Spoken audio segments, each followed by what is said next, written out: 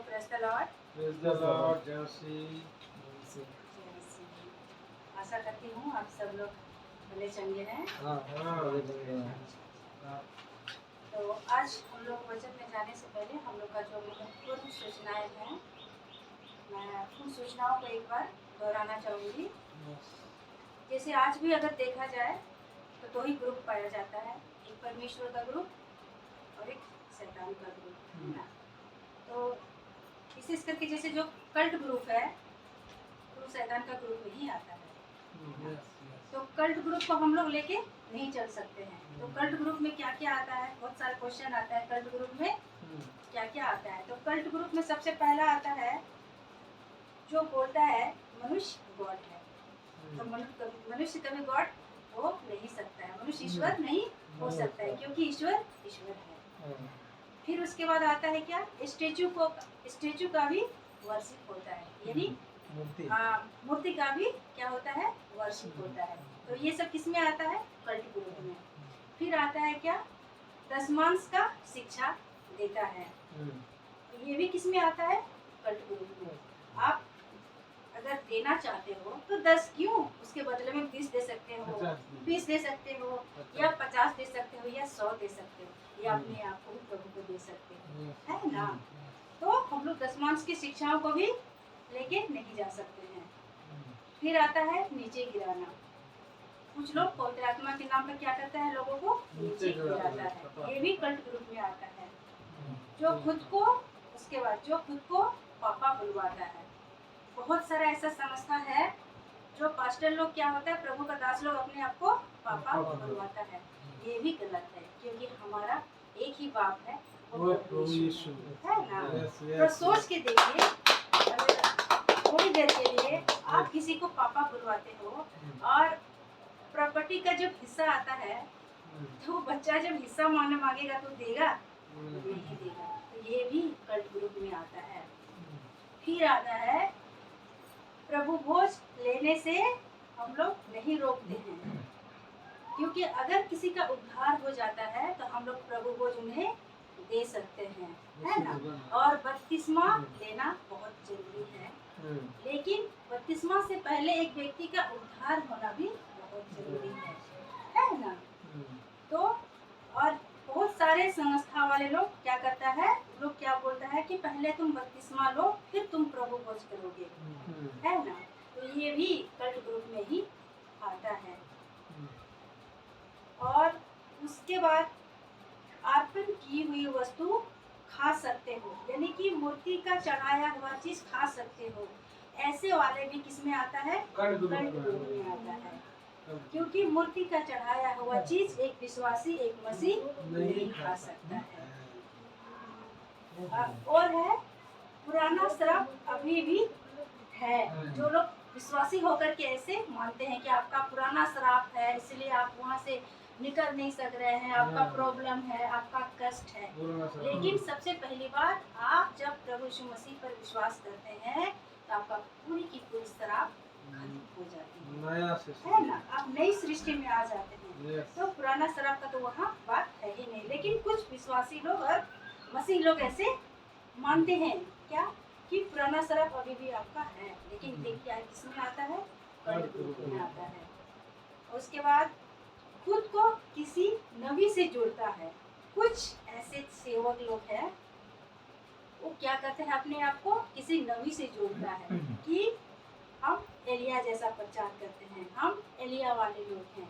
कुछ ऐसे भी लोग हैं, तो ये भी कल्ट ग्रुप में आते हैं। उसके बाद आता है सांसारिक जीवन जीने का जो निर्देश देता है। एक प्रभु का दास होकर के अगर कहता है कि आप सांसारिक जीवन भी जी सकते हो, तो वो भी कल्ट ग्रुप में है। क्यों? क्योंकि एक प्रभु का दास होकर के अगर विश्वासी को सिखाता है कि तुम सिनेमा देख सकते हो, या थिएटर जा सकते हो, पिक्चर के गाने सुन सकते हो, पिक्चर देख सकते हो, तो ये भी कल्ट ग्रुप में आते हैं। यानी कि सांसारिक जीवन तुम नहीं जी सकते हो एक मसीही बनके, ये सही बात है। और जो सिखाता है क्या, प्रभु का सेवक लोग हस्त बहुत सिखाता है क्या, कि तुम मुझसे ही प्रार्थना करवाओ, हाँ। हम ही प्रार्थना कर देंगे आपका, तभी तुम ठीक हो जाओगे। तो ये भी कल्ट ग्रुप में आता है, क्योंकि प्रभु यीशु मसीह क्या बोला है कि तुम खुद प्रार्थना करो। मत्ती में लिखा हुआ है ना, दरवाजा Yes. बंद कर लो और तुम खुद प्रार्थना करो, Yes. तुम्हारी जरूरतें वो क्यों नहीं देंगे। Yes, yes. लेकिन आजकल लोग, प्रभु का दास लोग भी ऐसे सिखाते हैं, तो ये भी कल्ट ग्रुप में आते हैं। उसके बाद लास्ट आता है जो लोग अन्य भाषा में बात करते हैं, जिसको समझ में नहीं आता है, जिसको हम लोग जिसको जिब्रिश बोलते हैं, जो रवा रवा सवा सवा बात करते हैं, वो भी हम लोग नहीं मानते हैं, क्योंकि ये भी कल्ट ग्रुप में आता है। क्योंकि सबसे पहली बात वो समझ में नहीं आता है कि वो बोल क्या रहे हैं, तो उसको लेके हम नहीं जा सकते हैं। ये भी तो ये सारे चीज जो हम लोगों ने सुना अभी, तो ये सब किसमें आता है, कल्ट ग्रुप में आते हैं। और एमएमबी के लोग, हम लोग इसको लेके नहीं जा सकते हैं, क्योंकि ये सारी चीजें प्रभु यीशु मसीह के वचनों से मैच नहीं होता है। क्योंकि प्रभु यीशु मसीह ने ऐसा कुछ भी नहीं कहा था, लेकिन ये सारी चीज संस्था वालों ने अपने अपने संस्था को सिखा दिया है ना। तो ये सारी चीज हम लोग का कल्ट ग्रुप में आता है। तो मैं आशा करती हूँ कि सूचनाएं सभी को आप लोग सब कोई सुन चुके हैं, और विशेष करके जो मेरे पेज को आप लोग लाइक करते हैं, यूट्यूब फेसबुक को, आप लोग का बहुत बहुत धन्यवाद। और जिस तरह वचन में लिखा है कि मुफ्त में मिला है, मुफ्त में सुसमाचार दिया करो, है ना। तो हमारे चैनल को आप लोग लाइक कीजिए, प्रमोट कीजिए, और लोग ज़्यादा से ज़्यादा लोगों तक पहुँचाइए, ताकि लोगों को खरी शिक्षा मिलने पाए। क्योंकि न्याय के दिन प्रभु किसी से नहीं पूछेगा, प्रभु के सामने आप स्वयं खुद खड़े होंगे। प्रभु आपको संस्था वाले ने क्या सिखाया क्या नहीं, वो प्रभु एक दिन आपको नहीं पूछेगा, आपको वही पूछेगा कि प्रभु यीशु मसीह जो वचनों को सिखा के गए, गॉस्पेल में, सुसमाचार में, बाइबल में जो है, वही आपको पूछेंगे। आपके पास कोई सेवक या कोई दास एक दिन न्याय के दिन खड़े नहीं होंगे। तो खरी शिक्षाओं को जितनी जल्दी अगर आप लोग सीखेंगे और आप लोग जानेंगे और अपने जीवन को खराई से चलाएंगे, तो आप ही लोगों का लाभ है। आइए हम लोग आज के वचन की ओर जाते हैं। आज के वचन को हम लोग देखेंगे मत्ती 16 अध्याय उसका 24 पद से देखेंगे, 24 से लेकर हम लोग 28 तक देखेंगे। हालांकि ये तीनों चैप्टर पर ही है, मैथ्यू, लूका, मार्क, ये तीनों चैप्टर में ही पाया जाता है। 16 अध्याय, मत्ती 16 अध्याय उसका 24 पद से देखेंगे। तब यीशु ने अपने चेले से कहा, यदि कोई मेरे पीछे ना चले तो अपने आप को इनकार करे और अपना क्रूस उठा और मेरे पीछे हो ले। यस, हो गया बाबू। ठीक, यहाँ पर ये किसी और का नहीं, ये जो वचन जो आज हम लोग देख रहे हैं, ये स्वयं प्रभु यीशु मसीह का मुंह से निकला हुआ स्टेटमेंट है।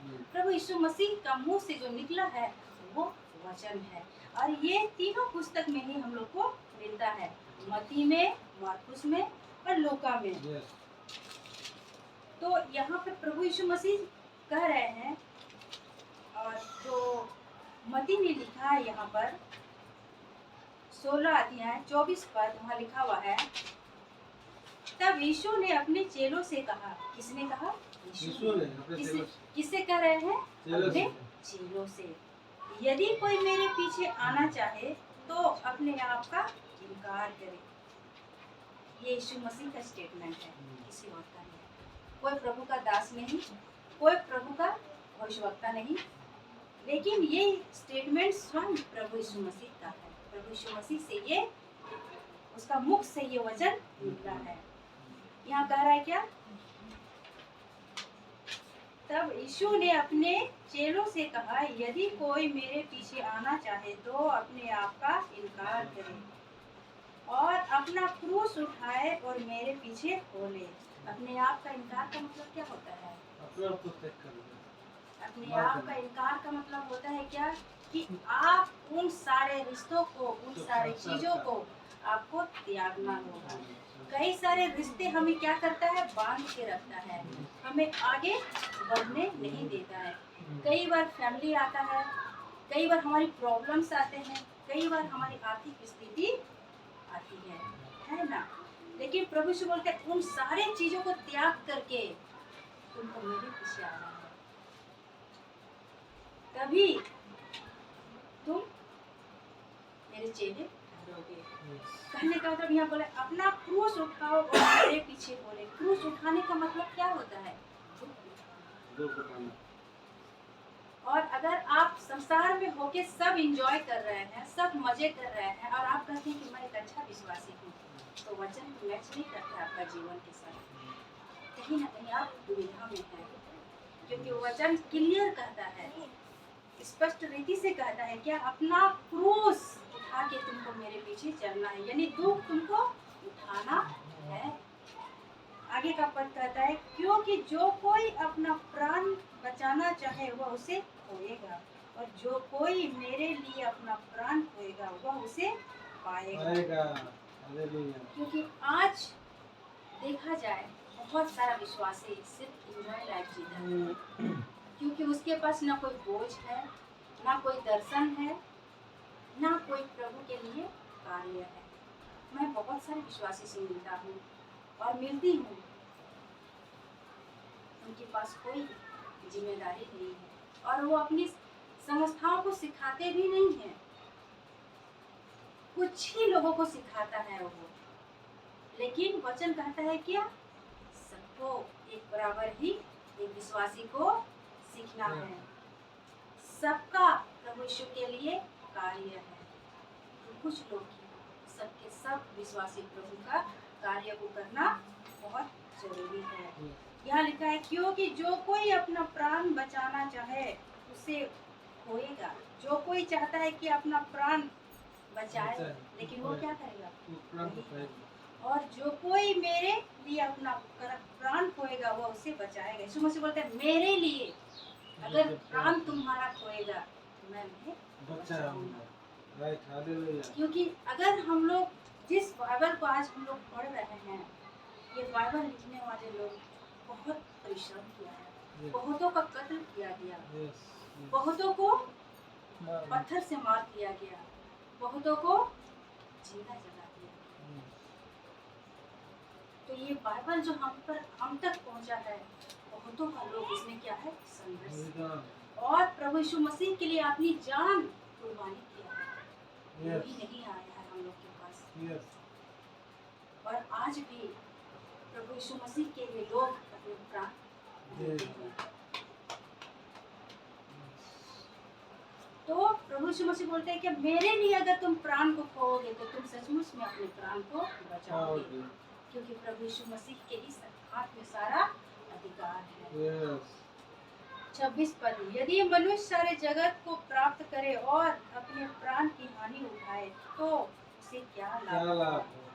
मनुष्य पूरे वर्ल्ड को अगर जीत भी लिया, पूरी दुनिया को अगर जीत भी लिया और अपना प्राण का हानि उठाता है, इसके लिए क्या फायदा? अगर बादशाह सिकंदर के बारे में हम लोग हिस्ट्री में पढ़ चुके हैं, बादशाह सिकंदर जो था पूरे वर्ल्ड में उसका क्या था? दबदबा था। पूरी दुनिया में उसका दबदबा था, उसका साम्राज्य का दबदबा था।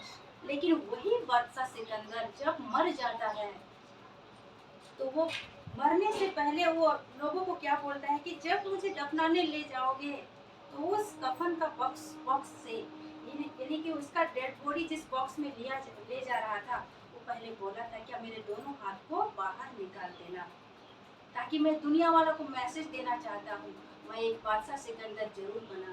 दुनिया को तो मैंने जीत लिया, लेकिन मैं अपने प्राण को बचाऊंगा। इस स्टेटमेंट से हम लोग सीख सकते हैं कि तुम दुनिया में कितने भी ऊंचाई पद पर तुम जाओ, लेकिन अपनी प्राण की अगर तुम हानि आपका होता है तो वैसा दबदबा और वैसा सक्सेस पाना क्या फायदा। आपके पास दौलत शोहरत दुनिया भर का अगर है और अपने प्राण को अगर आप नहीं बचा पाए तो ऐसा कोई मूल्य नहीं है। तो सचमुच में हमारे प्रभु यीशु मसीह भी यही चीज बोल रहा है यहाँ मत्ती का 16 अध्याय का 26 पद पर यही बोलना चाह रहा है, यदि मनुष्य सारे जगत को प्राप्त करे और अपने प्राण की हानि उठाए तो उसे क्या लाभ होगा, या मनुष्य अपने प्राण के बदले क्या देगा। मनुष्य क्या परमेश्वर को कुछ दे सकता है? नहीं दे सकता।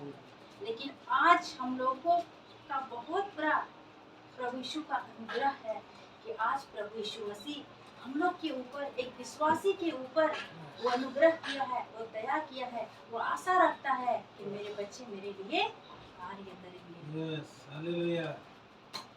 क्योंकि हम लोग परमेश्वर को कभी भी प्रभु यीशु को कुछ हम लोग दे नहीं सकते हैं, लेकिन उसकी दया और अनुग्रह के कारण आज हमको संसार से परमेश्वर प्रभु यीशु का बेटा हम लोगों को क्या किया है, अलग किया है, ताकि हम लोग उसके कार्यों को करने पाए। कितनी बड़ी बात है ना। हम लोग कोई साधारण मनुष्य नहीं है। आज हम लोग यहाँ पर गॉसिपर जो सुसमाचार जिसको सुन रहे हैं, हम लोग साधारण लोग नहीं हैं। हम लोग लोगों की नजरों में साधारण हो सकते हैं, लेकिन खुदा कहता है कि बेटा तुम मेरा बेटा है और तुम मेरे जैसा काम करोगे। तो हमें किसी मनुष्य के पीछे नहीं, ना ही प्रभु के किसी दास के पीछे, लेकिन हमको प्रभु यीशु मसीह के पीछे चलना है। और जो प्रभु यीशु मसीह के जो दास, जो प्रभु यीशु मसीह की बातों को सिखाता है, जो दास या सेवक, आप उसके पीछे चल सकते हैं, क्योंकि उस यीशु की बातों को सिखाएंगे। तो बहुत कम ही लोग यीशु की बातों को सिखाते हैं, लेकिन यही सही है और यीशु की बातें को ही हमें लोगों तक पहुंचाना है, किसी और की नहीं। तो वही बात यहाँ लिखा हुआ है, या मनुष्य सारे प्राण के बदले क्या देगा। हम लोग कुछ नहीं दे सकते हैं।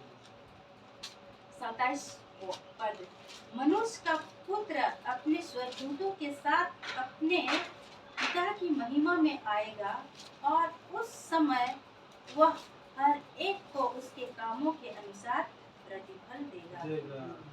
कितनी सुंदर बात लिखी हुई है ना, कि मनुष्य का पुत्र यानी जो प्रभु यीशु मसीह की आज हम लोग आराधना करते हैं, जो प्रभु यीशु मसीह की आज हम लोग सेवा करते हैं, यानी एक दिन वो क्या होगा, सबदूत का साथ। तो अब जाने से पहले भी जब वो चला गया, उसके बाद जब उनके चेले लोग ऊपर की ओर देख रहा था, तो क्या हुआ, स्वर्गदूतों ने क्या कहा कि तुमने जिस रीति से उनको जाते हुए देखा है, उसी रीति से एक दिन प्रभु यीशु मसीह वापस आएंगे। तो सच में हमारा प्रभु यीशु मसीह एक दिन वापस आएंगे, और वो जो कार्यों को छोड़ के गया है उन्हें हमें करना है। एक विश्वासी का जिम्मेदारी है, एक मसीह का जिम्मेदारी है, जो अपने आप को प्रभु यीशु मसीह का बेटा या बेटी कहता है, ये जिम्मेदारी हर एक विश्वासी का है। यहाँ पर 27 पद एक बार मैं पढ़ना चाहूंगी, मनुष्य का पुत्र अपने स्वर्गदूतों के साथ अपने पिता की महिमा में आएगा और उस समय वह हर एक को उसके कामों के अनुसार प्रतिफल देगा। यानी कि उस दिन हम लोग को क्या देगा, प्रतिफल। हमने कैसा काम किया था उसके लिए, किसी समाज के लिए नहीं, किसी लोगों के लिए नहीं, हमने प्रभु यीशु के लिए, परमेश्वर के पुत्र के लिए कैसे हमने काम किए, उनका क्या करेगा, एक दिन हमें प्रतिफल देगा। तो आज भले ही समाज में हमें लोग जाने या ना जाने, पूछे या ना पूछे, लेकिन हम जानते हैं कि हमारा पिता एक दिन, हमारा प्रभु एक दिन, प्रभु यीशु एक दिन जरूर पूछेगा, और उनके लिए कार्य करेंगे तो प्रतिफल भी जरूर देंगे। कार्य करेंगे भी नहीं, कार्य करना है।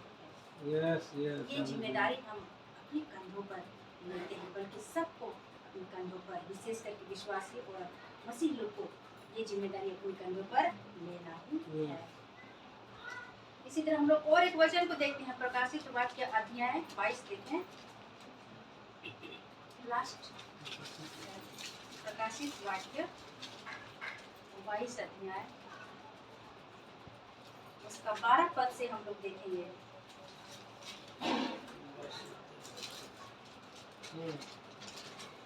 पढ़िए बाबू। देख मैं शीघ्र आने वाला हूँ और हर एक के काम के अनुसार बदला देने के लिए प्रतिफल मेरे पास है। हाँ 12 हाँ 13 नहीं 12 भी यहाँ लिखा हुआ है। प्रकाशित वाक्य 22 अध्याय का 12 पद पे लिखा है, देख मैं शीघ्र आने वाला हूँ और हर एक के काम के अनुसार बदला देने के लिए प्रतिफल मेरे पास है। हम लोगों ने पढ़ा ना अभी प्रतिफल। तो हम जो कार्य करेंगे विशेष करके प्रभु यीशु के लिए, तो वो हमारा बेकार नहीं जाएगा। आज भी समाज में विशेष करके जो लोग जॉब करते हैं ऊंचे ऊंचे पद पर, कोई अच्छा वर्कर होता है तो आज क्या कहते हैं, उन्हें अवार्ड मिलता है ना, उन्हें पुरस्कार दिया जाता है। जैसे मेरे पति को भी अपना ड्यूटी की तरफ से अच्छा वर्कर के रूप में इन्हें भी इन्हें अवार्ड दिया था, पुरस्कार दिया था। तो एक मनुष्य विशेष करके जब काम करता है, अच्छा काम करता है, उसको समाज में पुरस्कार दिया जाता है। तो एक दिन हम जो प्रभु यीशु के लिए कार्य करेंगे तो हमें भी इतना बड़ा पुरस्कार मिलेगा, प्रतिफल। जबकि संसार के लोगों के पास ये ऐसा कर सकता है, तो हमारे प्रभु यीशु से बढ़ के है। कितने स्वर्गदूतों के सामने, कितने आत्माओं के सामने एक दिन हमें प्रतिफल। तो प्रभु यीशु मसीह के लिए जितने लोग अपनी जान गंवाए हैं और उनके लिए जो कार्य कर रहे हैं, कार्य करते हुए अगर उनका मृत्यु होता है उनका, तो उसके पास क्या है, प्रतिफल है। एक दिन प्रभु यीशु मसीह सबको क्या करेगा, प्रतिफल देगा। और एक बार मैं प्रकाशित अध्याय 22 अध्याय का 12 पद और एक बार मैं पढ़ना चाहती हूँ। देख मैं शीघ्र आने वाला हूँ। यहाँ पर प्रभु यीशु मसीह बोल रहा है क्या, देख मैं शीघ्र आने वाला हूँ और हर एक के काम के अनुसार बदला देने के लिए प्रतिफल मेरे पास है। तो कितना सुंदर है ना। फिर हम लोग 28 पद को देखते हैं। हाँ, मत्ती का 16 का 28 पद को देखते हैं।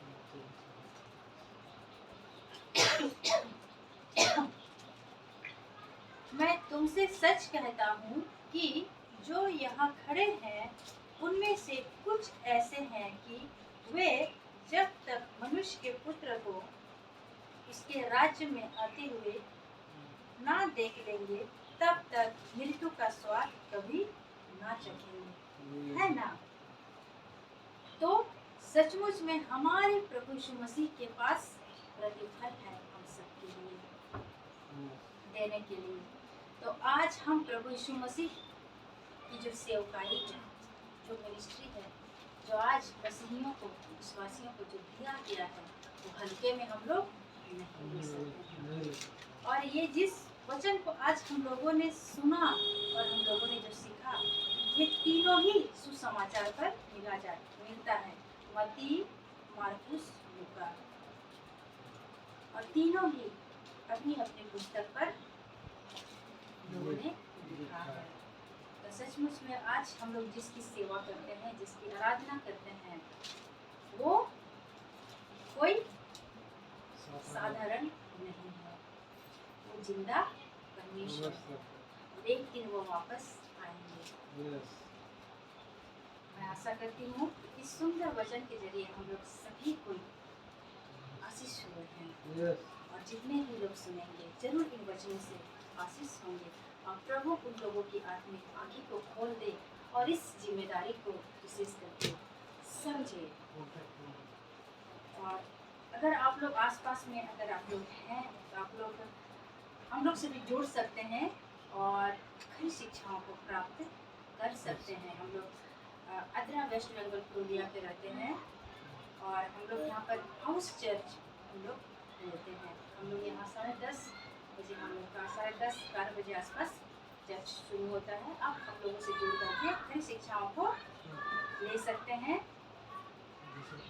और दूसरों को भी आप लोग सिखा सकते हैं। आशा करती हूँ कि आप लोग समझ गए होंगे। सबको प्रेस द लॉर्ड। आइए हम लोग प्रार्थना की ओर जाते हैं।